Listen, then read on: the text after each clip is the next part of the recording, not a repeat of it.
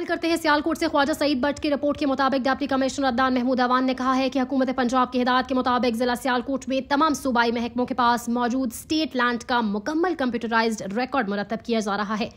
Assistant commissioners अपनी अपनी तहसील में नाजायज काबजीन से सरकारी अराजी को वागुजार करवाएं और इस सिलसिले में अदालतों में लगे मुकदमात की बाकायदगी से पैरवी करें और इस सिलसिले में गफलत या कोताही हरगिज न बरती जाए। ये हिदायत उन्होंने आज जिले में स्टेट लैंड का जायजा लेने के सिलसिले में DC ऑफिस कमेटी रूम में मुनक्किद इजलास से खिताब करते हुए कही।